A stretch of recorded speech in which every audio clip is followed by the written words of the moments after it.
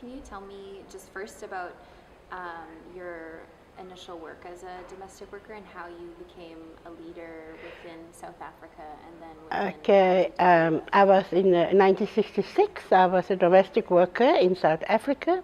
I was working for a family of three, and the family's daughter, a little girl, has just got burned, and they were looking for somebody to look after their little daughter. And because I was at that time waiting for my identity card to say, you know, what am I?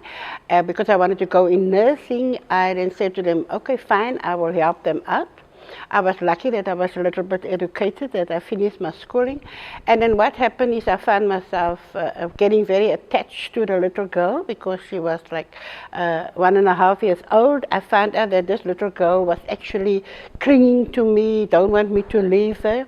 And with the result that I stayed with that employer for nearly 13 years. But what happened there is, while I was a domestic worker, there was also a young, like we call it that time, black domestic worker working in the same home. And one thing that I noticed about her is that when, you know, if you're away from home, you get letters. And one thing I noticed about her is that she always put a letter in her pocket. And I couldn't understand why she put letters in her pocket. And then one day I asked her name was Myrtle1, and I said, Myrtle1, why do you put a letter? And she said, I must not laugh at her. And I said, why? And she said, she cannot read. And then I said to her, in what language is your letter? And then she said, well, it's in the Afrikaans language, Myrtle. Do you understand Afrikaans? So I said, fine, let me read the letter. And that is what made me what I am today, because the letter was to her and it was telling her about a family member that had died, and because she only opened the letter 2 weeks later, she didn't realize that this happened. And then I questioned domestic work, and then straight after that there was also an article in a newspaper to say that domestic workers is actually taking food like out of the employer's home to provide for their boyfriend or something. And I just took a pen and I wrote to this newspaper. And I say, let's stop complaining about ourselves. Why are we different? Let's do something. And that is what started whatever happens today. That is how it started, by the newspaper actually coming to me thinking that a domestic worker could not have written this letter. A domestic worker is not intelligent enough to question the employer. And that is how it started. That is how I started with a first meeting and building up to where I am today. So that journey sort of eventually took you to the negotiations for the convention here at the ILO.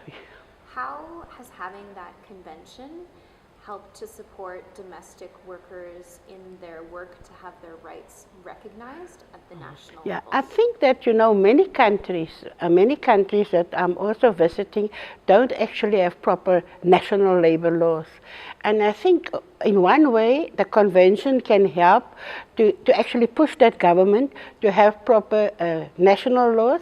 In the other way, like we look at countries that do have national laws, it can actually strengthen our debate and our negotiations with our government. Because now what's happening is that if my government has put something on hold, I can actually now say to my government that no, sorry, you know, the ILO convention is saying that, and why are you putting things on hold?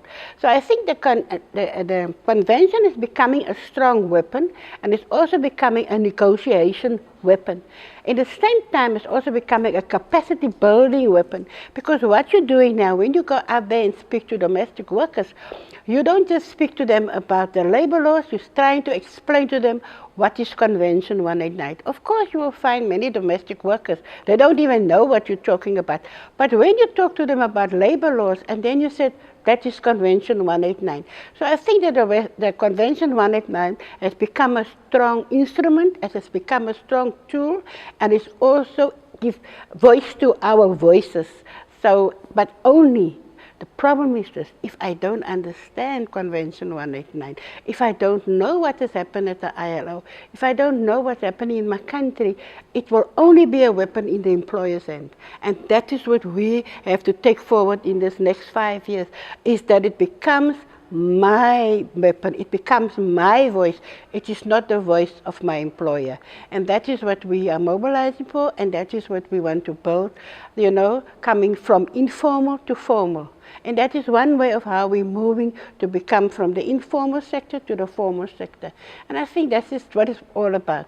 And if you listen what is happening here, the way they look at the informal sector, the way we have to debate issues, and the way to have to make our voices heard, as if we're not existing, that if we don't have a voice.